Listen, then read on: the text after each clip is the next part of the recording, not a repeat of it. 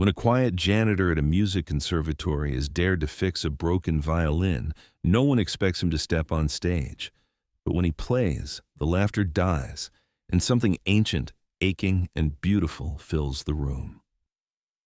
The day began the way most did for Ethan Ward, quiet, unnoticed, tucked into the corners of a building that gleamed without ever acknowledging the ones who kept it that way. The conservatory was a place of prestige, a palace built for the elite, where prodigies rehearsed concertos under vaulted ceilings, and critics whispered about brilliance in the foyer. To Ethan, it was just another workplace. He adjusted the angle of the ladder beneath a flickering chandelier and tightened the stubborn socket until the bulb snapped to life, washing the marble floor below in a warm glow. No one would ever look up to see the difference. They would just walk beneath it, assuming the light had always been there. He moved steadily, quietly, a ghost in steel-toed boots and a faded maintenance vest. By noon he had swept corridors that smelled faintly of polish and rosin, tightened loose bolts on chair legs, and cleared away the trail of programs scattered after last night's rehearsal. His hands were calloused from years of this work, yet there was a precision to the way he handled each task, as if even dust deserved a certain dignity. What no one noticed, what few even knew, was the case he carried with him, small, battered, tucked against the inside of his locker, or balanced discreetly on the back of his cart. A violin case. The leather handle was worn smooth, the brass clasps tarnished from years of neglect.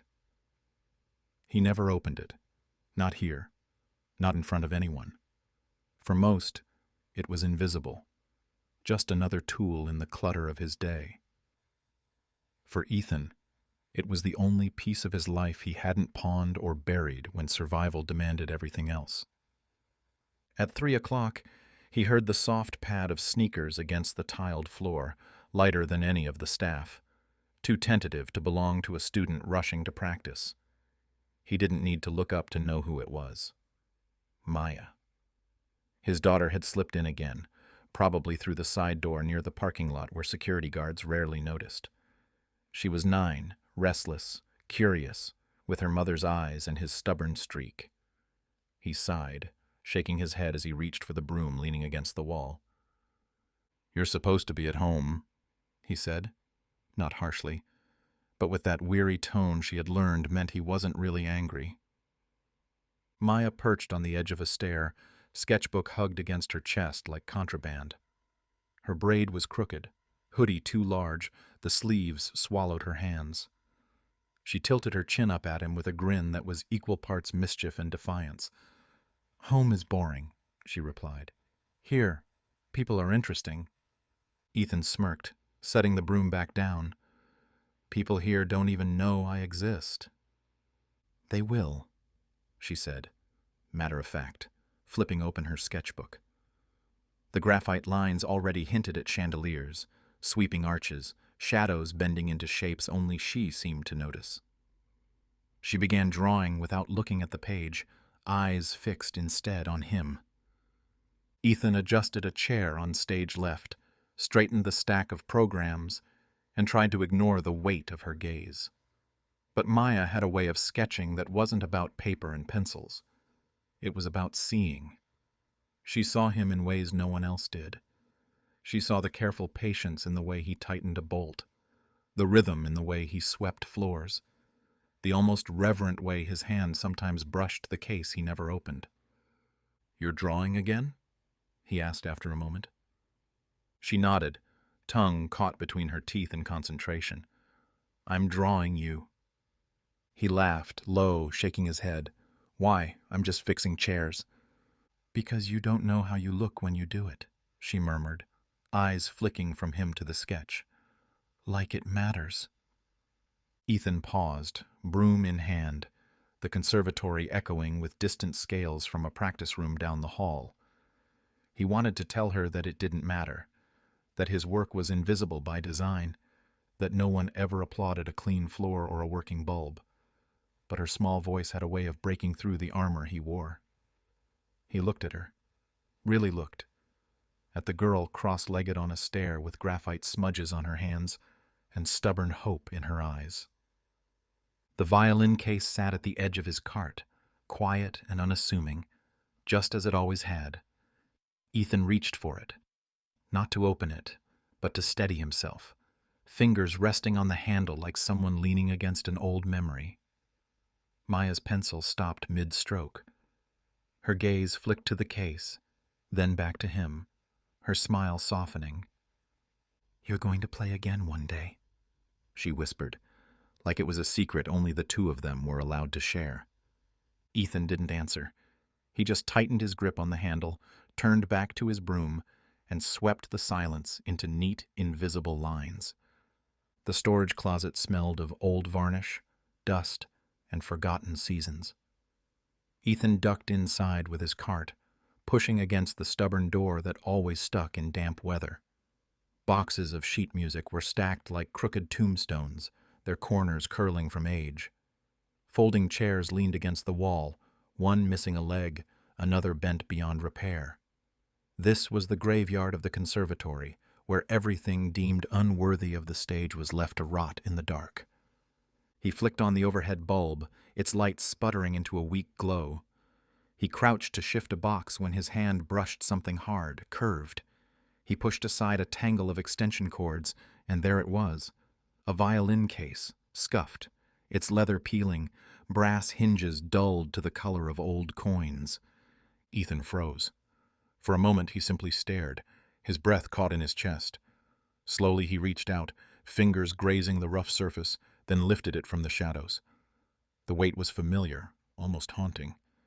He set it on the nearest shelf and clicked open the latches. They groaned like they hadn't been touched in years.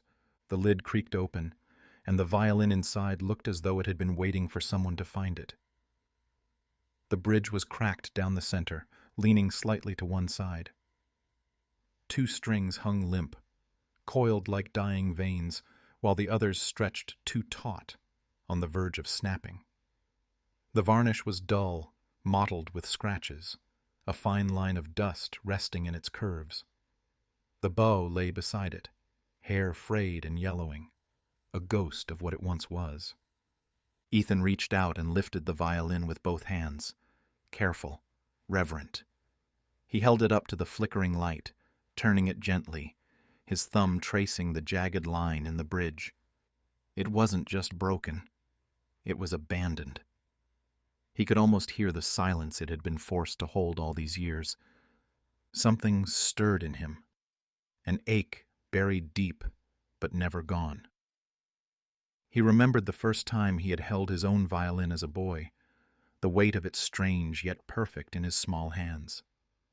He remembered the years when music was a language he knew better than words, when the bow had been his compass, guiding him through every storm.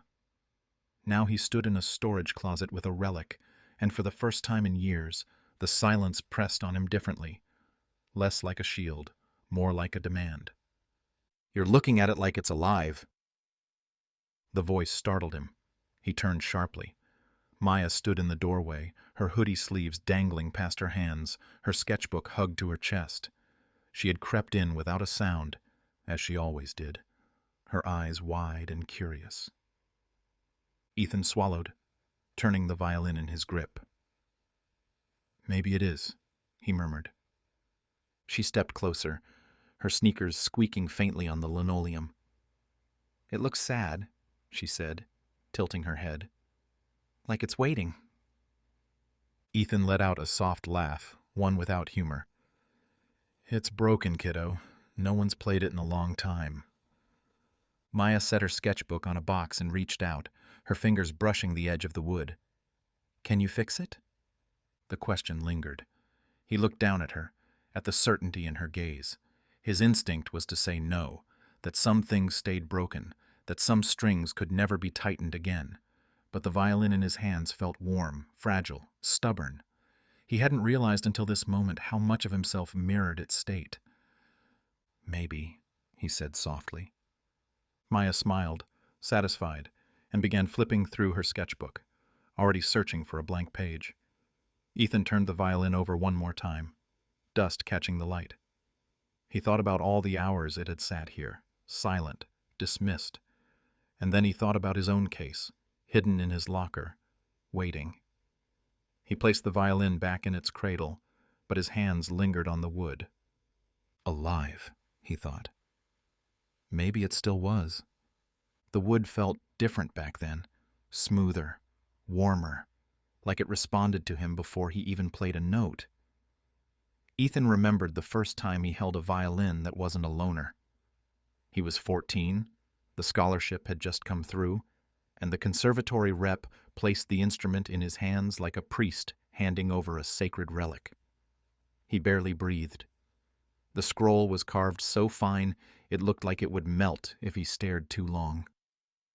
He lifted the bow with fingers that had memorized every callus on his rented one, and for the first time, he felt like he belonged in the world of polished floors and ivory keys. He played every morning before school, every night until his fingers cramped. Music was the one place where poverty didn't follow him. On stage, no one saw the second-hand shoes or the patchwork dinners at home. They only heard the notes, fluid, sharp, aching, and they leaned in. He played like the world owed him nothing, but music owed him everything. And for a while, it did. By 21, he was playing Ravel at chamber recitals and receiving letters from orchestras with embossed headers. His professor had started whispering about Vienna. His girlfriend Rachel would sit in the back row, grinning like she'd already seen his name in lights. Afterward, they'd walk home through the city, hand in hand, her voice humming the melodies he hadn't even realized stuck. "You don't play like other people," she once told him. "You play like the notes are telling your story." He remembered laughing, brushing her bangs from her eyes. "And what story is that?" "The one where the hero doesn't know he's the hero until it's too late," she'd said, with that crooked smile that made him forget everything else. But life, it turns out, doesn't give encores. The war came suddenly, as war always does. Ethan had enlisted not out of patriotism, but practicality. A temporary pause, a job, a way to help his mother with the medical bills stacking up like unpaid prayers. He told himself he'd be back in a year. 2 at most. The violin would wait. Rachel would wait. They both tried. The blast left shrapnel in his shoulder and a tremor in his right hand that doctors said would fade. It didn't. When he came back, the bow felt heavier. Notes stuttered. His fingers forgot where to land. He stopped performing quietly, slipping out of the music world like a shadow retreating from light. The invitations stopped. The calls slowed. Rachel stayed, until the pregnancy complications started, until the hospital visits blurred together, until the one where she didn't come home. After that, the violin case stayed shut. He remembered once trying to play a lullaby for Maya, who was barely 2, sick and sobbing in his arms. His hands trembled so badly he dropped the bow. The sound of it clattering on the floor echoed like failure. He hadn't touched it since. Now, standing in the dim closet, holding a violin broken in ways that felt too familiar, Ethan could hear it again. Not the music, but the silence that followed it. The one that had lived in his chest for years. The one that filled every room he entered and dared him to speak. But for the first time in a long time, that silence didn't feel like a wall. It felt like a question, maybe even an invitation.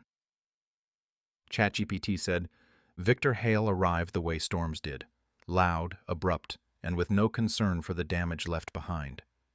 His voice echoed before he turned the corner, laced with the kind of confidence only decades of being told you were irreplaceable could produce.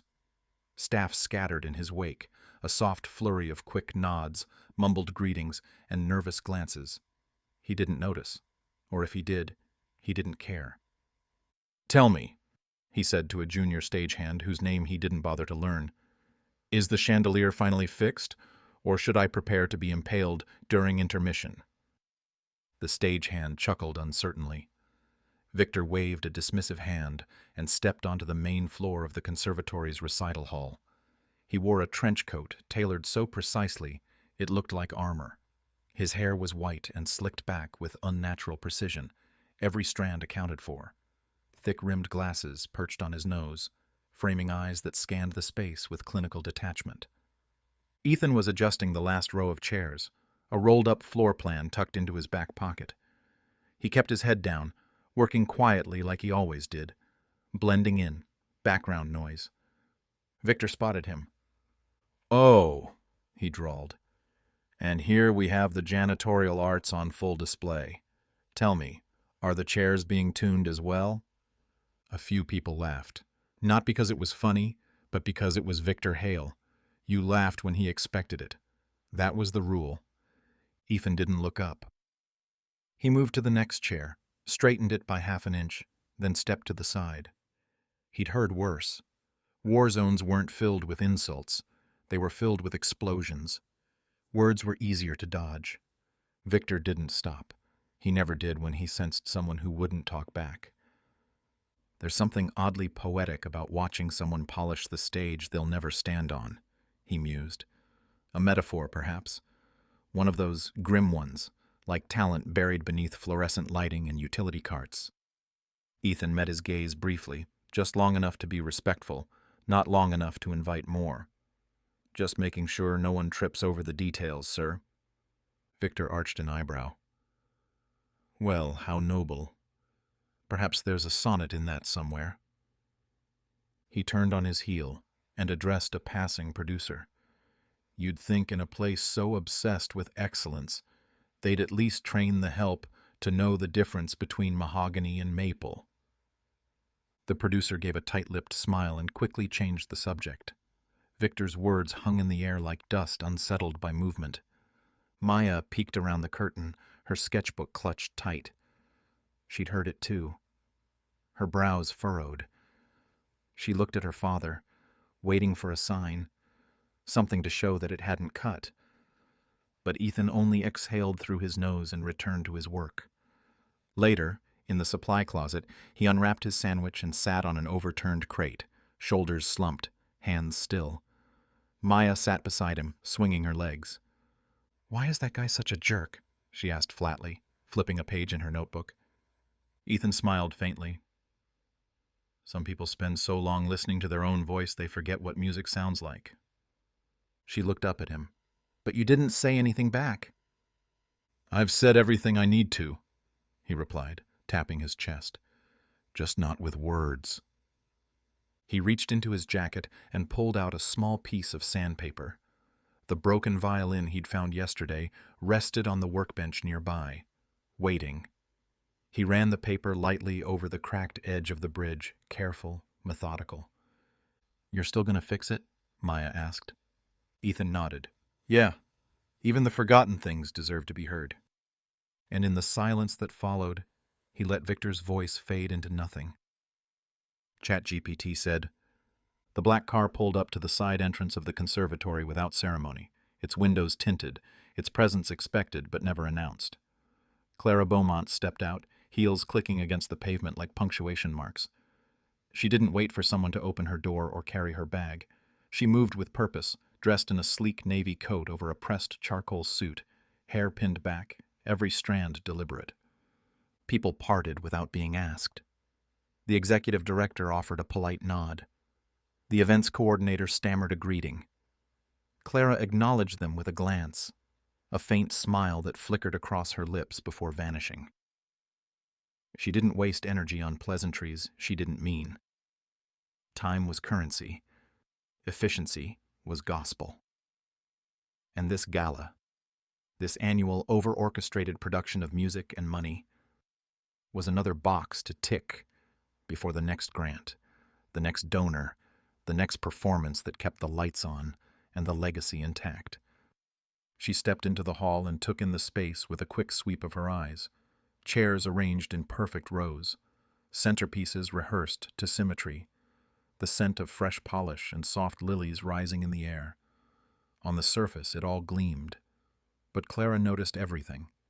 Corners where dust dared to linger, An uneven tablecloth on the donor table, a crack in the plaster near the mezzanine exit. She filed each detail away, quiet judgments clicking into place behind her eyes. And then she saw him. Near the stage, crouched low beside the cellist's chair, a man in a faded utility vest and worn boots was wiping down the base of a music stand. Not rushed, not careless, deliberate. His movements had rhythm, like he was restoring something instead of cleaning it. His hand traced the edge of the wood the way one might trace the rim of a wine glass to coax out a note. Clara paused, halfway to the sound booth, watched. The man moved to the next stand, and this time, before polishing, he adjusted its angle by the smallest degree, then stood back and looked at the stage like he was seeing a scene others missed entirely. She tilted her head. The event coordinator returned, rattling off updates. Clara barely heard her. She was still watching him. Ethan didn't notice her gaze, not at first. He was too absorbed in the task, as he often was when no one else was watching. The music stands mattered. The chairs mattered. Even the dust on the edge of the stage mattered. He cleaned like someone who used to be close to something sacred and now could only tend to its remnants. When he finally looked up, their eyes met. Just for a second. Clara blinked. There was no deference in his expression, but no defiance either.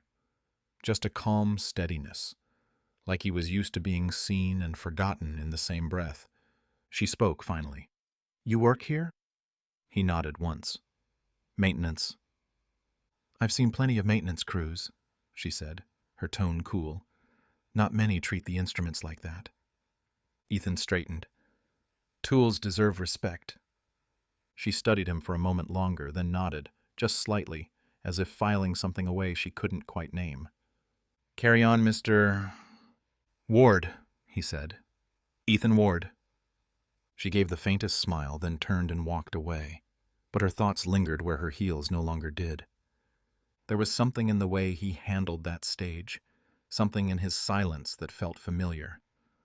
Because once, long ago, Clara Beaumont had held a violin too, before the board meetings and endowments, before her mother told her there was no future in passion unless you were the best, before she proved everyone wrong by trading concertos for contracts and bowstrings for bottom lines. But even now, all these years later, there were nights she woke hearing the echo of a note she never played. And in the way Ethan Ward moved, quiet, reverent, she heard it again. The hall buzzed with a kind of forced urgency, the kind that made everyone move faster than necessary while pretending not to. Final rehearsals were winding down. The catering staff wheeled in trays under silver domes. Florists hovered like bees, adjusting orchids that cost more than Ethan's rent. Technicians argued quietly over mic placements and lighting presets. Ethan kept to the edges as he always did, clipboard in hand, pushing a utility cart loaded with extra extension cords, zip ties, and a battered toolbox. His vest was already dusted with wood shavings from an earlier emergency fix on the harpist's stool. He didn't mind. Solving problems without being noticed had become his second language. On stage, a group of student performers were practicing their transitions between pieces, nerves twitching beneath pressed tuxedos and stiff dresses. One of them, a boy no older than 17, juggled his violin and sheet music as he tried to balance both under one arm while adjusting the music stand with the other. Someone called his name. He turned, and the violin slipped from his fingers. The sound of wood against stage was sharper than it should have been. Everyone flinched. The boy stood frozen, face draining of color.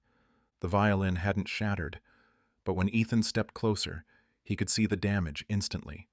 The bridge had cracked clean through. One string had snapped, the others now hanging slack and pitiful. "Jesus," someone whispered. "Is that the backup?" another asked. The boy crouched to pick it up, hands trembling. He looked like he might cry. Ethan took a step forward out of instinct, but paused when the concertmaster arrived. Mid-50s, trim suit, silver hair pulled into a low knot of authority. "Absolutely not," the concertmaster said, eyes narrowing at the broken violin. "I won't play on that." A stage manager stepped forward, clipboard in hand, tone brittle. "It's the only rehearsal model available. We don't have time to bring one up from storage." "Then push the solo," the concertmaster snapped. "I'm not playing Bach on a corpse." Ethan, silent, hovered near the edge of the group, watching the boy fidget with the pieces of the bridge. His hands were shaking too badly to hold anything steady. The assistant manager sighed and looked around. "What are we supposed to do with this?" she muttered, holding the cracked violin out like it was a wilted bouquet. Then, with a half smirk, she turned and spotted Ethan. "Hey, janitor," she said, loud enough for the others to hear. "See if you can fix it. You've got magic hands, right?"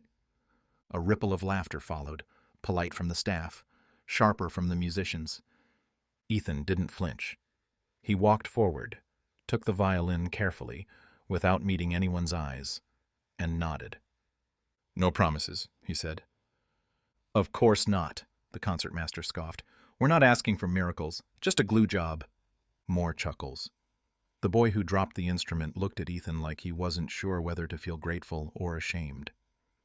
Ethan carried the violin off stage like it still mattered, even as the room moved on, dismissing him. No one noticed Maya watching from the wings, legs swinging over the edge of a folding chair. She hadn't laughed.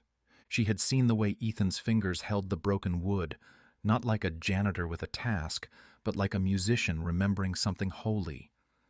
Backstage, the noise of the gala preparations faded into a dull hum, muffled by thick curtains and layers of distraction. Here, behind the scenes, everything was quieter, more honest.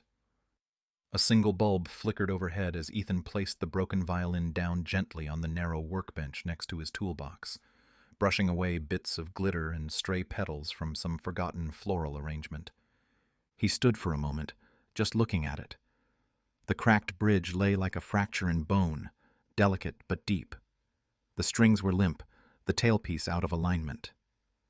He could already hear the whispers that had followed him off stage, that it was a waste of time, that some things weren't worth fixing. But he didn't rush. He pulled a clean cloth from his back pocket, wiped his hands, then opened the toolbox with the quiet confidence of someone who had spent years building things no one thanked him for. Inside, tucked between pliers and spools of wire, were the tools he never stopped carrying: bridge clamps, a thin brush for hide glue, a tiny file for smoothing edges. He sat down, rolled up his sleeves, and exhaled. From the hallway behind him, a soft shuffle of feet. Maya appeared in the doorway, arms wrapped around her sketchbook, oversized hoodie bunched at the wrists. She didn't say anything, just walked in and took a seat on an overturned crate beside him. Her eyes never left the violin. Ethan dipped a fine brush into the glue and began to work. His fingers moved slowly, tracing the fracture in the bridge like a surgeon studying a scar. He applied a thin line, precise and measured, then gently pressed the wood back into place. A clamp followed. Then silence. He didn't speak, not out of mood, but because some things demanded reverence. "Did it used to sound good?" Maya whispered. Ethan didn't look up. They all did, once. He waited for the glue to set, then reached into the drawer beneath the bench and pulled out a spare set of strings, ones he'd bought years ago on clearance, too stubborn to throw away. One by one he threaded them through the tailpiece, winding them with care, tightening just enough to hold tension without pulling the instrument apart. As he worked, Maya leaned in, eyes wide, mouth slightly open. Her fingers moved unconsciously, sketching in the air what she saw. The way his hands curved around the fingerboard, the crease in his brow, the gentleness in every gesture that contradicted the toughness of his palms. When the strings were in place, he picked up the bow, still frayed, still worn, and plucked the strings lightly. The violin buzzed with life. Out of tune, stubborn but not silent, he reached for the fine tuners, adjusting each peg with tiny turns. Creak, tension, whisper, then tone, soft, clear, fragile, but there. Maya's breath caught. It looks alive again. Ethan paused, looked over at her, then back at the violin. He didn't smile, but something shifted in his expression, a quiet recognition. It never stopped being alive, he said. It just needed someone to listen. She didn't speak. She just watched as he cradled the violin in his lap, the way someone might hold a child, firm, steady, and full of memory. And in that backstage corner, beneath the humming light and above the soft pulse of the gala outside, a broken instrument began to breathe again. The strings hummed beneath Ethan's fingers as he finished the final tuning pass. The broken violin, once discarded without ceremony, now sat on his lap with a new kind of weight. It still bore its scars, the crack in the varnish, the faint chip along the scroll, but it held together. And more than that, it held sound again. Real sound. Not perfect, but alive. He turned the peg gently, listening with his whole body, not just his ears. The resonance vibrated against his palm, faint but steady. It was a good sign, a quiet resilience. From the hallway, footsteps approached, quick, pointed, familiar. Then came the voice. "Well, well," Victor Hale said, drawling like he was announcing a joke he'd already decided was funny. "What's next, janitor? A lullaby for the mop bucket?" Ethan didn't look up. He wound the last string, gave it a final tug, and tested the tension with a soft pluck. Victor stepped fully into the room now, trench coat still on, scarf knotted with unnecessary flair. Behind him trailed 2 assistants and a young woman holding a stack of programs. None of them looked at Ethan. They looked through him. Victor took a slow lap around the backstage bench as if observing a museum exhibit. "You know," he continued, voice just loud enough to ensure anyone nearby could hear, "there's something oddly tragic about a man playing dress-up with an instrument he'll never understand, like a child in his father's shoes." Someone chuckled behind him. Polite, empty. Ethan wiped a smudge from the violin's edge with the corner of his cloth. Still silent. Victor's smile widened. He loved a quiet opponent. "Let me guess," he said, gesturing loosely. "You're fixing it for the thrill of feeling close to something beautiful again?" He leaned in slightly, voice softer now, as if confiding. "Careful, Mr. Ward. Proximity to genius doesn't make you part of it." Ethan paused, fingers resting on the bridge. The temptation to speak hovered, just for a moment. To remind this man that the hands tightening these strings had once played concert halls he now reviewed from cushioned seats. That the tremor in his knuckles didn't come from clumsiness, but from shrapnel. That silence didn't equal ignorance. But he said none of that. He simply set the violin gently on a velvet cloth beside him and reached for the bow. A few strands of hair still held, enough for one more pass. Victor waited, arms folded, expecting something. A reaction, a rebuttal, even a flinch. Ethan drew the bow across the strings with a whisper-soft motion.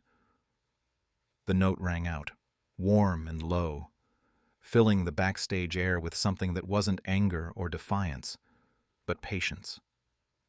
Victor blinked, not because it was impressive, but because it was quiet. And sometimes quiet made you listen harder. "Didn't think so," Victor muttered finally, his smile thinning.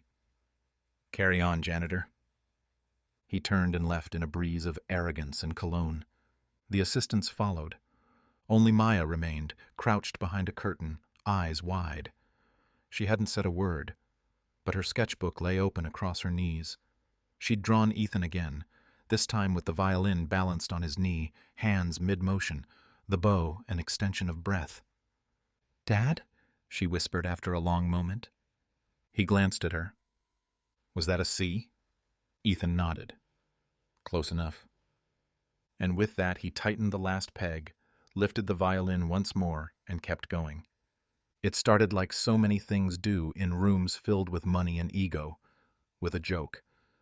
They were gathering for the final walkthrough, a dozen donors and board members milling around the stage while technicians adjusted lighting and fine-tuned sound cues. Victor Hale stood at the center of it all, sipping from a glass of something amber and expensive, holding court like a man born to balconies and box seats. Ethan was at the edge of the stage, adjusting a chair, the newly repaired violin resting on a cloth-draped table nearby. He wasn't part of the circle, not officially, but he was close enough to hear the laughter. Victor's voice cut through it. "Well, since our resident craftsman claims it's ready," he said, swirling his drink, "perhaps he should prove it." A few heads turned, more out of curiosity than interest. "I beg your pardon?"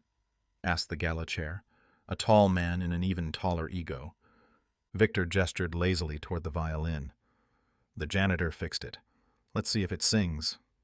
The words were light, even playful on the surface, but beneath them was that familiar undertone, mockery dressed in politeness, the kind people use when they want to laugh at you without owning the cruelty. The idea spread fast. A woman in pearls murmured, "It could be fun." Another chuckled. "Why not?" Someone added, "He's been hovering around that thing all afternoon like it's a newborn. Let's hear what the fuss is about."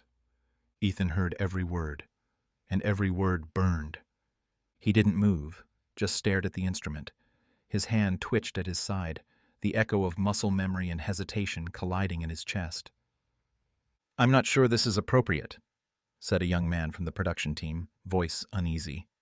But by then it didn't matter. The momentum had taken hold. Victor smiled, slow and dangerous. "Come now, Mr. Ward. You've already demonstrated your skill with glue and strings. Indulge us." Ethan's eyes flicked to Maya, who had crept in through the side wings, sketchbook hugged tight to her chest. She was watching, wide-eyed and still, like a bird afraid to move too quickly. The pressure in the room thickened. Not expectation, amusement. They weren't hoping for brilliance. They were hoping for entertainment. For the clumsy posture, the sour note, the misplaced confidence. A janitor pretending. Ethan reached toward the violin, but his hand stopped just short. It trembled, a faint quiver barely visible but impossible to ignore. A breath caught in his throat. Maya moved. Without a word, she stepped beside him, her small hand slipping into his, gripping it tightly. Her fingers were warm, sure. "Play it," she whispered. "Not for them, for you." Ethan looked down at her, and for a moment everything else fell away. The laughter, the waiting, the years of silence that had settled into his bones. She believed in him. He swallowed hard, then nodded once. Not to the crowd, to her. His hand steadied. He picked up the violin. Ethan stepped into the light like a man walking into a memory he wasn't sure he wanted to revisit. The chandelier overhead caught his figure in gold, but there was no fanfare, no cue, no stage manager calling him forward. Just silence and the creak of the old wood under his boots as he crossed the stage. He didn't look like anyone who belonged there. Not in this hall, not beneath crystal lights and velvet drapes. His maintenance vest was gone, but his shirt was still faded, his boots scuffed from years of walking behind the scenes. And in his hands, too careful, too reverent, he held the repaired violin like it was something fragile, borrowed, maybe even stolen. A low ripple passed through the small crowd. It wasn't cruel, not exactly, but it was amused, confused, curious in the way people are when they stumble onto something unscheduled. A few donors exchanged sideways glances. Someone stifled a laugh. One man muttered something about method acting for janitors, and another chuckled as if it were an inside joke. Victor Hale stood at the edge of the seating area, arms folded, a knowing smirk already drawn across his face. He leaned toward the woman beside him and whispered something, earning a sharp, whispered gasp of delight. But not everyone laughed. Clara Beaumont sat 3 rows back, her elbows resting on her knees, eyes sharp and steady. She'd been watching Ethan ever since the suggestion had floated through the room like smoke. Most people had dismissed it as novelty. Clara hadn't. There was something about the way Ethan had hesitated before stepping forward. Not reluctance born from nerves, but from history. She recognized it, the weight of a stage that once belonged to you and now didn't. Ethan reached center stage and paused. The violin hung at his side, bow untouched. He didn't look at the audience. He didn't bow. He didn't introduce himself or explain. He simply closed his eyes for one breath, just long enough to make the laughter die down, just long enough to make people lean in, curious now, not mocking. He raised the violin slowly. The movements weren't smooth, not polished. His fingers betrayed their age and the years of labor, the way his right shoulder dipped ever so slightly from the old injury. But there was care in every motion, and it quieted the room more effectively than any conductor's baton ever could. A single note bloomed. Soft, not showy, just a G, warm and low, stretching into the stillness like it had been waiting in the wings all night. The audience stilled. Another note followed, then a phrase, hesitant but whole. Ethan's posture changed, not dramatically but subtly. His spine straightened, his eyes remained closed, and the music, whatever it was, began to breathe. Clara's breath caught. Not because it was perfect, it wasn't, but because it wasn't trying to be. It was honest. And honesty had been missing from this stage for a long, long time. Maya, watching from just beyond the curtain, clutched her sketchbook to her chest and whispered, "They hear him." And they did, even if they didn't yet understand what they were hearing. The bow hovered for a breath, maybe two. Long enough for the room to shift, for the weight of attention to swell and teeter. Ethan didn't look at the crowd. His eyes were downcast, fixed somewhere just below the bridge, like he was asking permission. The violin rested against his shoulder like a memory rediscovered, one that might vanish if held too tightly. Then he moved. The bow met the strings with no flourish, no drama, just contact, just sound. One note. It wasn't loud. It didn't need to be. It was thin, high, and trembling with something too real to name. The kind of note that stops a breath halfway through the lungs, the kind that doesn't shout but insists you listen. Pure, aching, alive. Not flawless. Fragile. But in that fragility, something beautiful emerged, like the violin was whispering a secret it hadn't told in years. The room stilled. The laughter, light, scattered, polite, died on the lips of those who had been waiting for a performance to mock. Glasses were set down without realizing. Feet shuffled, then stopped. Even the soft rustle of paper programs fell away. People turned toward the stage, not with amusement anymore, but confusion, then recognition, because they knew that sound. Maybe not technically, maybe not with training, but with memory. It was the sound of grief that hadn't hardened yet, of joy held too long in a clenched fist, of love remembered the moment you thought you'd finally forgotten it. It was a single note, but it carried a life inside it. Clara Beaumont, sitting near the front, felt it like a thread pulled tight in her chest. She hadn't expected this. No one had. She leaned forward slightly, eyes narrowing, not with skepticism, but with need. That note reminded her of the first time she'd touched a bow at age 7, the weightless fear of doing something sacred with hands too small to be sure. She'd spent a lifetime trying to replicate that moment, and now here it was, in the hands of a man no one had invited to the stage. On the far right aisle, a donor coughed, then stopped himself. A cellist in the wings stood motionless, bow forgotten in her hand. Even the tech-adjusting light cues paused, hand hovering over the control board. And from the shadows near the curtain, Maya's eyes widened. She gripped her sketchbook like it might fly away. Ethan didn't rush. He let the note trail off, allowed it to vanish slowly, like watching a bird disappear into mist. Then he followed it with another. just as soft, just as open. A melody began to take shape, not complicated, nothing anyone would find in the evening's program, but it bloomed all the same, like wildflowers in sidewalk cracks, unexpected, undeniable. And still, he didn't look up. He wasn't playing for them. He was playing for someone else. Someone gone. Someone remembered. Or maybe for the version of himself he thought he'd buried in a box with rosin dust and unplayed songs. It didn't matter. That first note had already done what rehearsals and money and choreography could not. It made the room listen, and no one, not even Victor Hale, knew quite what to do with the silence it left behind. The music didn't soar, it ached. It didn't dazzle. It lingered, clinging to the ribs like something unsaid. Ethan's bow moved slowly at first, uneven in places, as if unsure the strings would still hold.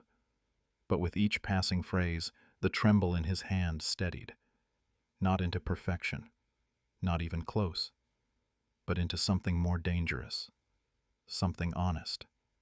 The melody unfolded in pieces, like torn pages of a diary rearranged out of order. It began with a soft waltz, stripped down and slowed, its spine exposed. Folkish. The kind of tune his wife, Rachel, used to hum while doing dishes. The rhythm of it, matching the clatter of plates and the sound of water hitting porcelain. She would tap her fingers on the counter as she sang, off-key but unbothered. Ethan never corrected her. He just listened. That tune rose now, imperfect, tugging forward from his fingertips as though her voice had settled into the grain of the violin itself. From the crowd, a hush pressed in. No one moved. Even the air seemed reluctant to breathe. The next phrase shifted into something less familiar, but deeper, more weighted. A fragment of a concert piece. He couldn't even remember the composer. He'd played it once at 19, in a drafty recital hall with cracked pews and terrible acoustics, but it had been the first time Rachel saw him on stage. She'd sat in the third row, grinning like it was a private joke only she understood. That section had always reminded him of her laugh. Sharp, bright, never quite where you expected it. He missed it now. The laugh, the way it echoed from the back room when she watched old cartoons with Maya, the way it shattered the silence after bad news, defiant and necessary. He let the melody slip, fray at the edges, and then rethread itself into something simpler. A lullaby. Unfinished.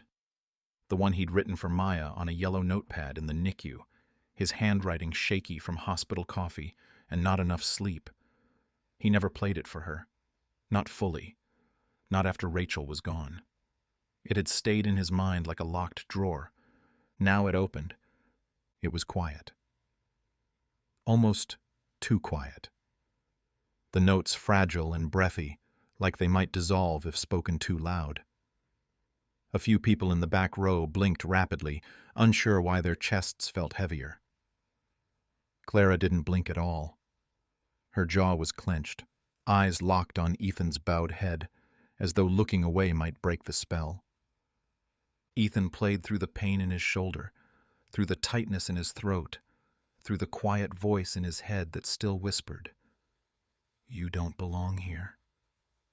But every note answered that voice, not with arrogance, with proof, not polished, but true. The song wasn't just music, it was confession. Of the years he'd spent buried beneath survival, of the guilt that clung to him like dust, of a love that didn't get enough time, of a daughter who reminded him what was left. Each note said what he never could. When the final phrase arrived, he let it stretch longer than needed, just a single note drawn out like a held breath. Then, gently, he lifted the bow, and silence took its rightful place again. Not a silence of absence, a silence of knowing. Maya sat on the floor just beyond the velvet curtain, knees pulled to her chest, sketchbook balanced on her thighs. Her pencil moved fast, frantic, like she was trying to chase the music with graphite. She'd never seen her dad like this. lit from above, standing tall, no mop, no cart, no vest, just him and the violin, and the silence of an entire room clinging to every note he played. She sketched the bow first, the way it curved like a question in his hand, then his shoulders, stiff but still, and the tilt of his head, chin tucked down just slightly, not dramatic, just careful, like the music came from somewhere inside his ribs, and the violin was the only way to let it out. Tears blurred the lines as she worked. She wiped at her eyes with the sleeve of her hoodie, leaving a smudge of graphite on her cheek. Her pencil slipped. The hand came out too big. The eyes didn't match. She flipped the page and started again. This one would be better. It had to be. She whispered to herself without thinking. They finally see him. Not the version they passed in the halls. Not the man who fixed squeaky hinges or changed light bulbs while they looked past him. Not the janitor. Not the helper. Her dad. The one who used to hum lullabies at the edge of her bed. Who could fix anything with his hands. Even things that weren't broken. Just tired. The one who hadn't played for as long as she could remember, but who still looked at his violin case like it held something sacred. She hadn't known what it meant. Not really. Only that when he touched a string, something changed. Not just in the air, but in him. And now they were watching. Every person in that hall who had once looked right through him was staring. Silent. Still. Caught in the sound like fish in a net. Maya's pencil scratched faster now. She shaded the curve of the violin, the angle of the light falling across the stage. The bow was mid-stroke, frozen in motion.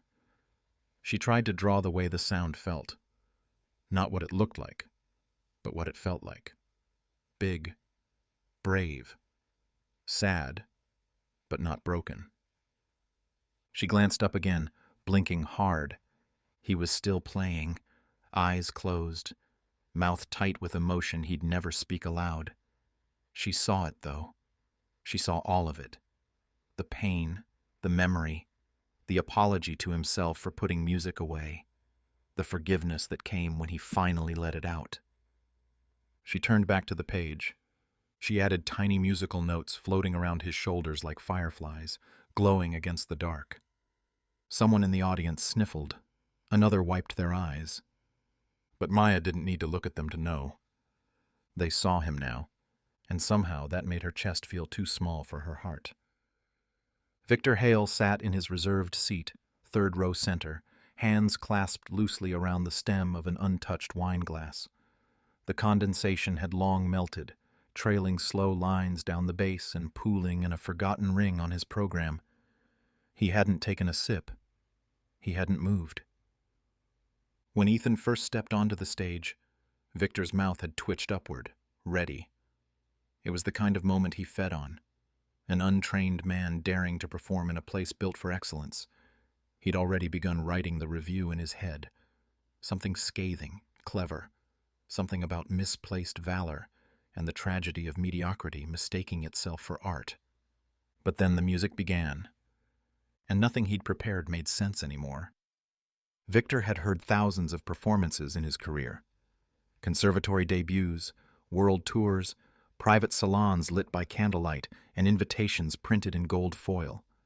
He'd dissected the bowing of prodigies, written sonnets disguised as criticism for virtuosos with flawless technique. But this, what was happening on stage now, didn't fit. It wasn't refined. The phrasing wasn't textbook. Some transitions were slightly off-tempo. There were slips, subtle ones, where muscle memory fought scar tissue and hard labor. But the sound gutted him, each note cut not with precision, but with purpose. It was music that didn't ask to be admired. It just was. Heavy with time and sorrow, edged with something sharp and quiet that Victor couldn't define. There was no performance in it, no pageantry. Just a man telling the truth through strings that had been broken and put back together. Victor tried to cross his legs, but his body didn't move. He shifted in his seat, suddenly too aware of the creak of leather, the hum of his own breath.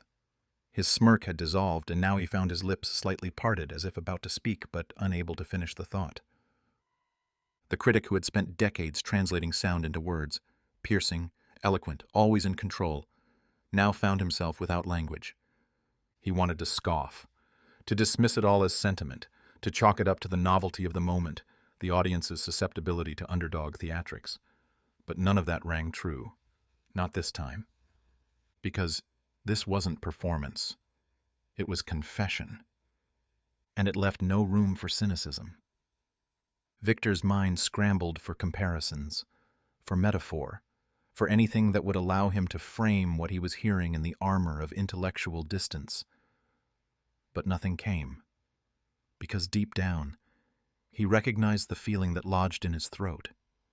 It was grief. It was regret. It was the sound of everything he had once felt when he'd played, back when he was a child with hands too small to reach the full chord and a heart still open enough to be wounded by a melody. He hadn't picked up his own cello in 20 years. Victor blinked. A single tear had broken free and was tracing a path down the side of his cheek. He wiped it away quickly, hoping no one had noticed. No one ever saw him slip. But Clara Beaumont did. She glanced sideways, catching him mid-wipe. She didn't smile. She didn't gloat. She just nodded once, like she understood what silence meant for a man like him.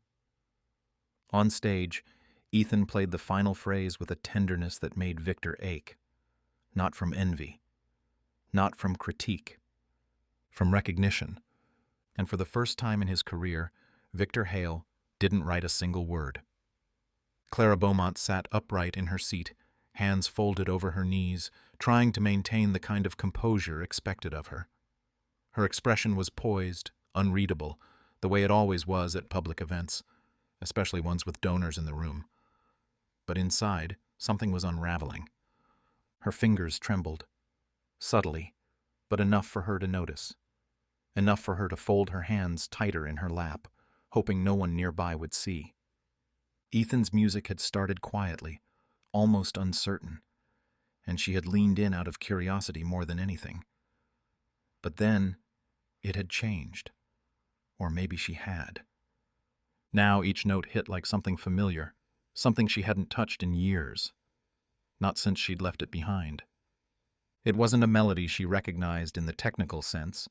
She'd studied hundreds of pieces in her youth, trained under instructors who had carved precision into her bow hand like it was muscle memory.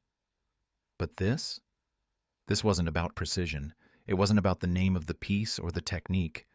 It was about longing. And she knew that feeling too well. She was 13 the last time she played in front of an audience. Not a real one. A family recital in the living room. Her mother perched on the edge of the couch like a judge, arms folded, eyes critical. Clara had practiced for weeks, perfecting every passage of the vieux temps she'd chosen. She played it through, her bowing clean, her posture flawless. When she finished, she looked up and waited. Her mother's only response, "You missed the emotion.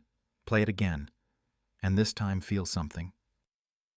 Clara had smiled politely, swallowed the sting, and nodded. She played it again, slower, gentler, injecting every ounce of herself into each phrase. But afterward, her mother still said nothing, just stood and walked out of the room. The silence afterward had been worse than criticism. It had echoed for years. Eventually, Clara stopped playing. At first, she told herself it was just a break. Then it became a decision. She chose boardrooms instead of stages, quarterly projections instead of concertos. She learned to navigate a world where no one cared about bowing technique, but everyone admired a woman who knew how to raise capital. And she was good at it. Exceptionally good. But there had always been something missing. Now, sitting in that velvet chair, watching a man in work boots coax life out of broken strings, she felt it return. That ache, that longing, the one she'd buried so deeply beneath power suits and foundation meetings that she thought it had died. But it hadn't.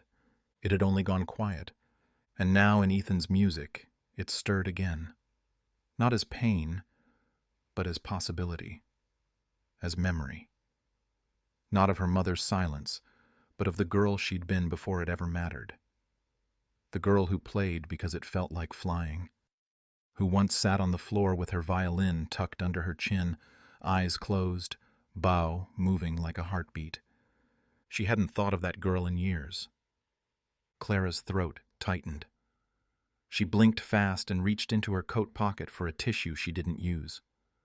Across the stage, Ethan never looked up, never acknowledged the audience, never asked for applause. He just played. And with every note, he pulled something from her chest she didn't know she'd left behind. A single word floated to the surface of her mind. Not grief, not regret. Home. And for the first time in a very long while, Clara Beaumont allowed herself to miss something she hadn't lost completely.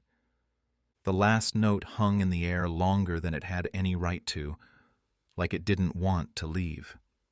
It quivered, stretched thin, then dissolved into the kind of silence that feels alive, thick, pulsing, sacred.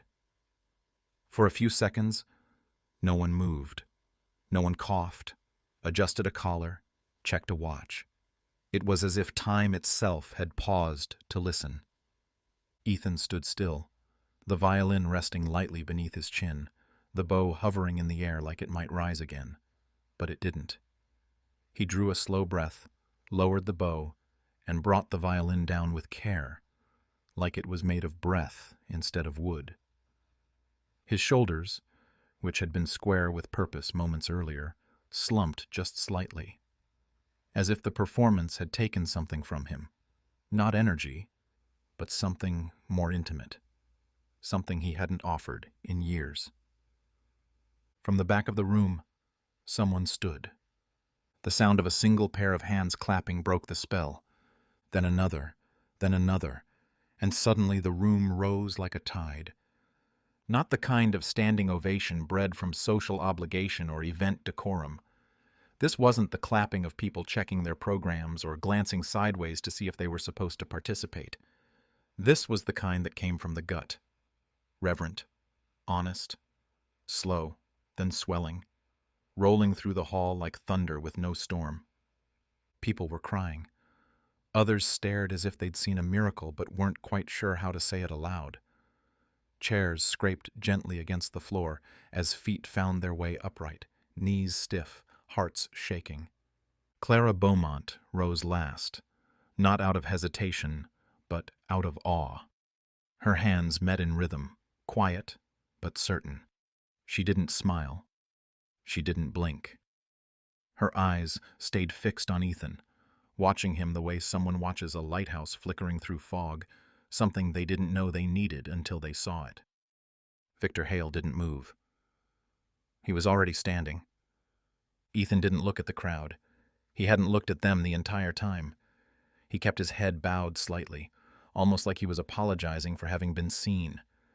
The applause only made him more uncomfortable, like it was for someone else entirely. He gave a small, almost imperceptible bow, more a nod, really, and then turned, careful not to make eye contact, and walked off stage. No flourish, no performer's wave, just a quiet man stepping back into the shadows with his sleeves still rolled up and his boots leaving faint scuffs on the polished wood. Backstage, Maya was waiting, wide-eyed, sketchbook hugged to her chest like a shield and a treasure. She didn't say anything, just looked at him like he'd become something new, or maybe something old, she finally understood. Ethan didn't speak either. He set the violin down gently on a chair beside them, looked at her, and smiled with the smallest curve of his mouth. His hands, still trembling slightly, reached out, not for the applause, not for recognition, just for hers. And in the echoing roar of a crowd that had finally seen him, Ethan Ward chose instead the quiet knowing of his daughter's eyes. And it was enough. The hallway behind the stage was dim and narrow. the sounds of applause still echoing faintly like a storm moving into the distance. Ethan sat on a folding chair, elbows on his knees, the repaired violin resting beside him. His calloused fingers hovered over it, not touching, just breathing with it, as if unsure where he ended and the instrument began. Maya stood nearby, eyes darting between her father and the doorway. She still clutched her sketchbook to her chest, its pages bent slightly at the corners from the pressure of her grip. Her ponytail was coming loose. One strand of hair stuck to her cheek. She didn't seem to notice. Then Clara Beaumont stepped through the backstage door, her heels silent against the old tile. Gone was the guarded presence she wore like armor in meetings, the tight smile she reserved for donors. She looked softened. Not small, but real. Like someone who'd just walked through her own memory and hadn't quite returned yet. Ethan didn't stand. He didn't have to. Their eyes met, and for a long moment, neither spoke. Finally, Clara said, "That wasn't performance." Her voice was quiet but firm, not a compliment. A declaration. Ethan looked down at the violin. His hands opened, then closed again. "No," he said. "It was survival." The words hung there like dust in the backstage light. Not dramatic, just honest. Clara stepped closer. Her gaze lingered on him. Not just his face, but his hands, his posture, the air around him that now seemed charged with something unnameable. She seemed about to speak, but instead let the silence grow. She understood silence. It had raised her, trained her, taught her how to lead and how to disappear inside suits and boardrooms. Maya stepped forward. She didn't say anything either, just uncurled her fingers from the edges of her sketchbook and gently pulled out a single sheet. It was soft from being handled too much, the pencil lines slightly smudged. She held it out to Clara. Clara took it carefully, like it might crumble in her hands. The drawing showed Ethan on stage, not as he was, but as Maya saw him. His shoulders straight, his eyes closed in concentration. Music notes filled the space around him like fireflies, each one glowing softly, dancing in the stillness. The crowd was sketched faintly, almost like shadows in the background, their heads turned not in mockery, but in reverence. Clara stared at it. Her throat tightened. She blinked and looked up at Maya, then Ethan. Words started to form, but none were enough. The drawing had captured something she hadn't been able to say. Not in all her years at the conservatory, not in 1,000 fundraising dinners or elegantly written speeches. She pressed the drawing to her chest for a moment, then looked back at Ethan. "I've been part of this place for 20 years, she said quietly. "I've seen prodigies. I've seen perfection. But tonight was the first time I saw truth." Ethan gave a slight shrug. "Truth doesn't pay bills." "No," Clara said, "but it changes people." She turned the drawing around, looked at it one more time, then back at Maya. "You're an artist." Maya smiled, not wide, but proud. So is he. Ethan looked at his daughter. Her eyes were clear and steady. He didn't say anything. He didn't need to. The walk home was quiet, the kind of quiet that didn't need filling, the kind that felt like an exhale after holding your breath for too long. Streetlights glowed amber above them, their halos casting long shadows that swayed as they walked. The city was beginning to sleep, and in that hush, father and daughter moved like they belonged to another hour altogether, somewhere between the applause and tomorrow. Ethan carried the violin case in one hand, not swinging it like a burden or gripping it like a fragile thing, but simply holding it, as if, after years of silence, it had finally found its way back into his life without needing explanation. Maya skipped a little ahead, her backpack bouncing, sketchbook tucked safely inside. She glanced up at her dad now and then, waiting for him to speak, but never rushing him. She understood the weight of the evening. even if she didn't know how to name it. She'd felt it too, the way the room had changed, how the air itself seemed to listen, the way her father's music had stitched something back together. After a few blocks, she slowed beside him and tilted her head. "Are you going to play again?" she asked, not in a teasing way, but with the cautious hope of someone asking if a wish might really come true. Ethan didn't answer right away. His eyes were fixed on the sidewalk ahead, but not really seeing it. He was somewhere else. On that stage. In that hush. Inside that first aching note that changed everything. He could still feel the strings beneath his fingers, the resistance of the bow, the way the music had poured out like it had been waiting for years to be remembered. Finally, he glanced down at her, the corner of his mouth pulling into a quiet smile. "I think," he said, and paused like he was tasting the words before offering them. "I think it's time." Maya's face lit up, but she didn't squeal or jump. She just nodded and kept walking, her steps a little lighter now, like she was keeping rhythm with something only she could hear. They passed a bakery closed for the night, the scent of flour and sugar still clinging faintly to the sidewalk. A cat darted across the road and disappeared beneath a parked car. Somewhere in the distance, a violinist played in a subway tunnel, the notes thin and lonesome, but determined. Ethan tightened his grip on the case. He didn't know exactly what came next. He didn't know if he'd return to the stage or just play for Maya at home. He didn't know if the world had changed or if it was just his own heart finally remembering how to listen. But what he did know, deep in the marrow of him, was that something had shifted. He was no longer just a man sweeping halls in the shadows. He was a father, a musician, and maybe, if life allowed, something new again. The night deepened around them, cool and soft. Their footsteps faded down the street like the last notes of a song well played, lingering, echoing, not ending but transforming. Not a finale, a second beginning.